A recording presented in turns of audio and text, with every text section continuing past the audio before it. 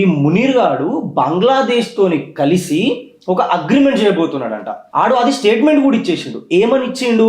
In case Bangladesh మీద war జరిగినా, attack జరిగినా, లేదా పాకిస్తాన్ మీద వార్ జరిగినా, అటాక్ జరిగినా, ఇది రెండు దేశాల మీద జరిగినట్టే. అయితే ఆ రెండు దేశాలు కలిసి ఏదైతే మన పైన అటాక్ చేస్తున్న దేశం ఉంటుందో దాని మీద ఇద్దరు కలిసి వార్ చేయాలని చెప్పేసి అగ్రిమెంట్ చేసుకుంటున్నట. ఇది ఇండైరెక్ట్ గా మనకి ఏమర్థమవుతుంది?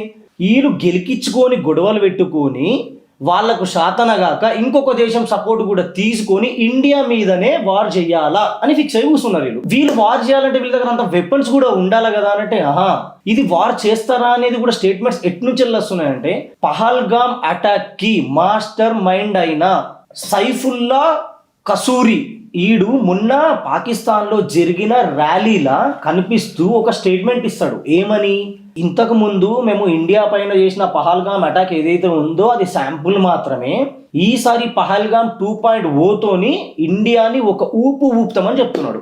ఇదంతా చూస్తుంటే ఒక పెద్ద స్కెచ్ ఇండియా పైన జరుగుతుంది అని అర్థమవుతుంది. ఇది ఎప్పుడు చేస్తారట అంటే, బంగ్లాదేశ్లో ఇప్పుడు ఫిబ్రవరి ఆర్ మార్చ్లో వచ్చే ఎలక్షన్స్ అయిపోయిన తర్వాత ఈ అగ్రిమెంట్స్ చేస్తారట. అంటే నెక్స్ట్ గవర్నమెంట్ ఫామ్ అయిన వెంటనే మన పైన అటాక్ ప్లాన్ చేయబోతున్నారు.